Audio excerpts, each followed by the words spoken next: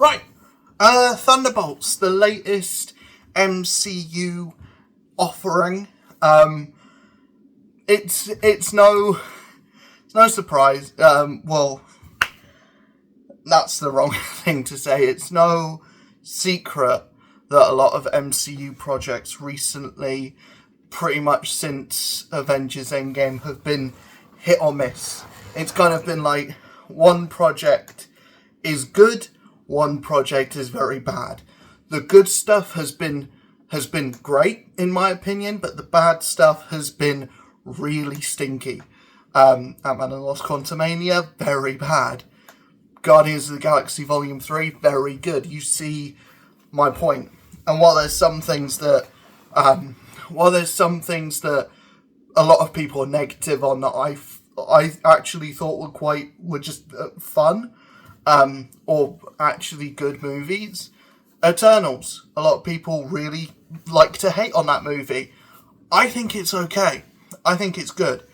The Marvels, a lot of people love to hate on that movie. I thought it was a bit of fun. I thought it was fun. But I think Thunderbolts is going to be the first post-Endgame MCU movie that isn't Guardians 3. Or that has nothing to do with the Guardians of the Galaxy, at least. That isn't like a James Gunn vision, let's just say that. That I think everyone that goes to watch it is going to be pleasantly surprised about. That I think is going to garner, positivity from all sides. Whether you've been enjoying everything that Marvel's been putting out recently, whether you haven't been. It's really nice to see this specific group of characters, which I feel like have all been standouts from things that they've been in, but all the things that they've been in have been relatively mediocre. We've got Taskmaster, who was mediocre in the Black Widow movie. A lot of people didn't like that portrayal of the character. I think people who didn't like that portrayal of the character will like the portrayal of that character in this one.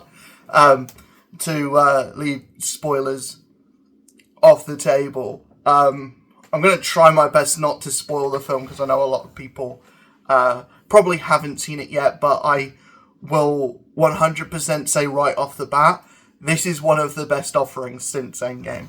This is up there with Guardians 3. This is up there with, I would say it surpasses Spider-Man No Way Home because it doesn't rely on nostalgia. The most interesting stuff in this is new. This is paying off stuff from Falcon and Winter Soldier. It's paying off stuff from Black Panther, Wakanda Forever as well. This movie kind of exists to kind of wrap up the loose ends of what is Vanessa Allegra de Fontaine's character and what is she doing. And essentially, she's Amanda Waller. She's the Marvel Universe's equivalent of Amanda Waller. I question why they didn't just use Victoria Hand. That's my only thing where I'm like, that doesn't make a lot of sense to me because Victoria Hand is a more Thunderbolts adjacent character comic-wise than this other character is. This character that I'd never heard of before she first appeared in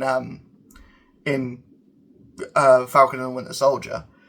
But I think everything else in the movie really works. And I think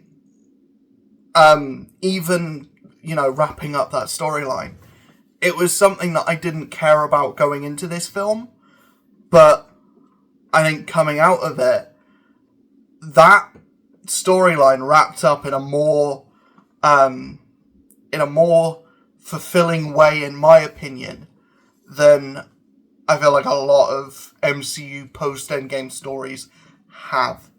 Especially when we look at the previous film, Captain America 4, the way they wrapped up the leader storyline, which is something that's been over a decade long at this point, something that was teased at the end of The Incredible Hulk in 2008, I feel like that was far less successful than wrapping up this.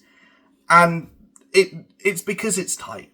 It's because the film as a whole is very tight, close-knit. All the characters are kind of in the same place for a majority of the film. And these are all characters that have had, you know, minor to major roles in things previously that have been successful in those other films, however, those or TV shows, despite the overall quality of some of those films or TV shows. Obviously, Yelena Red Guardian being out of Black Widow, and this movie being a lot acting kind of as a Black Widow sequel, as a pseudo Black Widow sequel. Those characters being pushed to the forefront and being given and being surrounded by a great film, I feel like does those characters so much more justice than the Black Widow film did, because it was great characters surrounded by a meh film. This is great characters surrounded by a great film. US Agent is lovably hateable. Wyatt Russell is just feeding off of that kind of asshole energy. And he does turn around at the end. But, you know, he is designed to be flawed and designed to be disliked. And that is the point of his character. He's meant to be everything that Captain America isn't. Bucky's always been good. Bucky's been good in everything. Pretty much since Falcon and the Winter Soldier, I had that turn on Bucky, where I was like, I get why people like this character now. And it's not just because Sebastian Stan is hot. It's because he's a genuinely complex character that's a lot of fun to watch, and it's fun to watch those kind of characters that are like dark, but find the good again. You know, I don't know. I just like watching Sebastian Stan as Bucky. Really gets what's going on. And he gets the character now. It's like watching a master at their work, watching Sebastian Stan as Bucky. He just gets the character now. The same with David Harbour as Red Guardian. It feels like that's the character that he was born to play. Ghost, this is the most Ghost has had to do, and it takes a character who was, you know, forgettable to stand out in this film.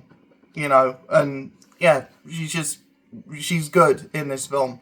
She goes from being, she was in Ant-Man 2 to, okay, yeah, I like Ghost now. And then we have Sentry, who's the new character for this. Sorry, Bob. For those who didn't know that this is going to be Sentry, or for those of you who don't know who Sentry is, I'm going to leave you to watch the film to figure that out. But for those of you who didn't know that Bob was going to be Sentry, I'm sorry for the spoiler.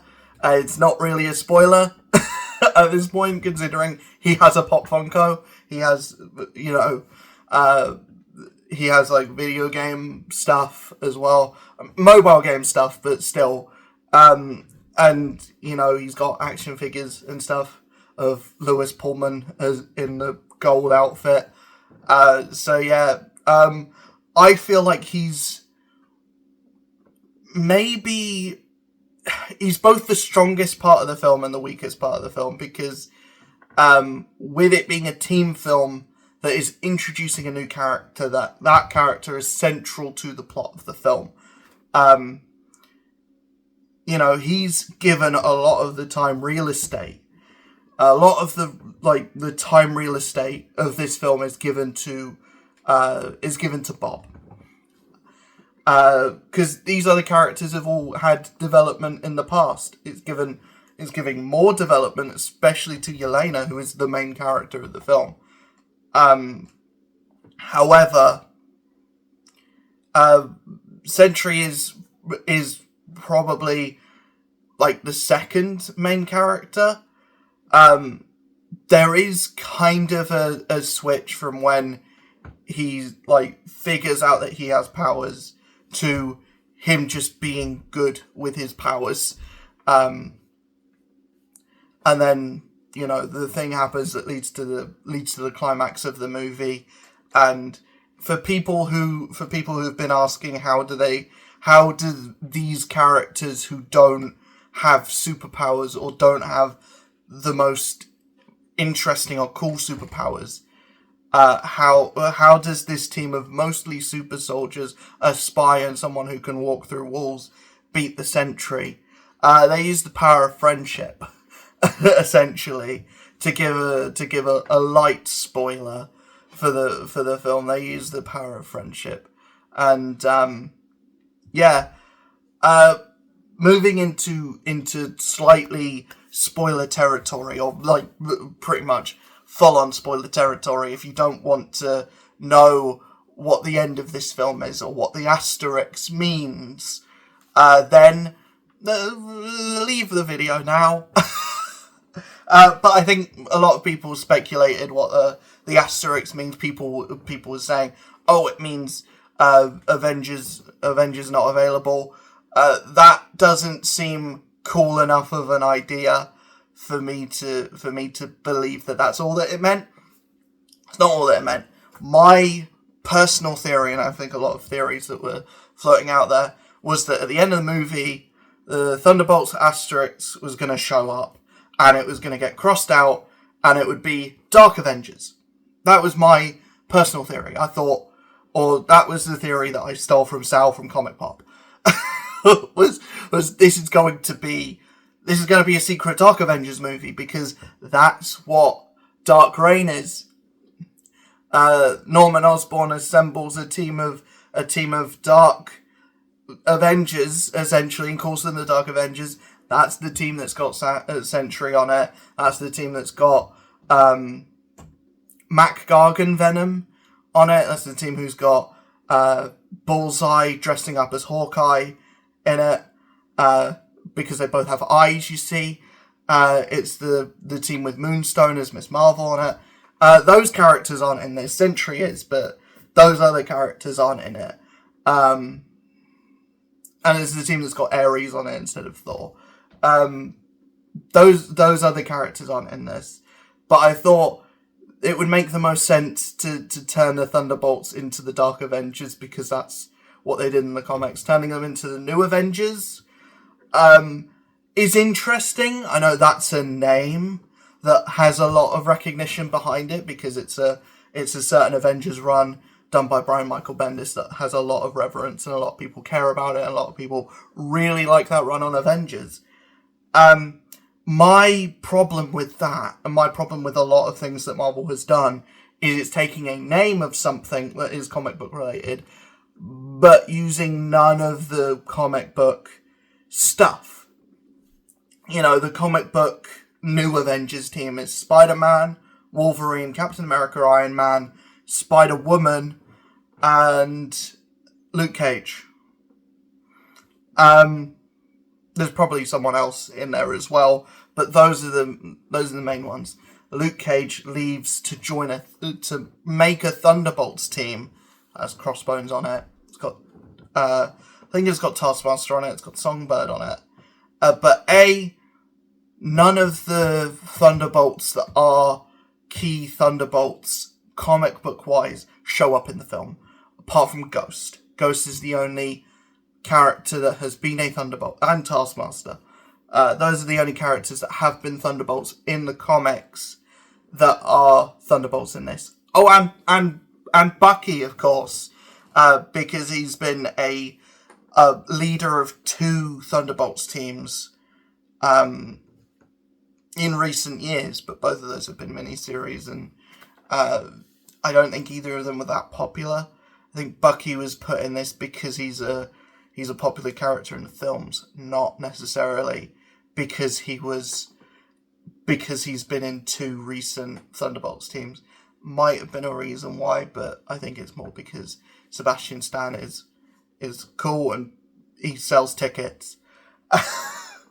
But anyway, that's the only thing that I feel like is an issue, and it's still an issue with the MCU so far, and it continues to be an issue. It will continue to be an issue forever.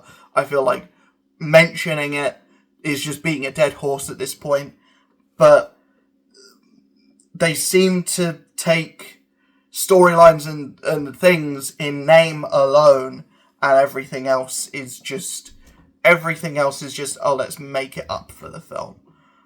I really like what they do with Sentry in this film. I also don't feel like they put enough time into Sentry in this film, into his backstory, or there is a mystery behind who he is and what's going on, but it's not played out to the viewer as a mystery. It's played out to the characters in the film as a mystery. But that's not what the film's about. The film's about human connection. It's about found family. It's about all the things that Guardians of the Galaxy is about. But these are characters that you've seen before, you already know and like. And as successful as Guardians of the Galaxy was with making you fall in love with characters that you'd never heard of before, this film, I feel like, is even more successful in the wake of, this is a movie coming out in the time that the MCU kind of has a bad rap, or kind of has a bad reputation for being overly CGI forward, for not really caring about the source material, for just putting out kind of fluff bad films, to be honest. And this is a film that is genuinely high quality. It's a film that has a lot of heart and a lot of, like, it's the most deeply personal MCU film post-Endgame. It's definitely a tearjerker. It's not going to tearjerk you with any character deaths, because the one character death that's in it, I feel like people will probably stand and applaud for. But I'm sorry, but I feel like this is the most human, like, feeling MCU film for a very long time. And I really enjoyed it. I really enjoyed it. Let me know in the comments below what you thought of Thunderbolts. Let me know if you're excited to go see it. I'm sorry for light spoilers peppered throughout this. But yeah, I will see you guys in the next video, where I will be showing off my haul from Free Comic Book Day. I'm filming this on Free Comic Book Day at the moment.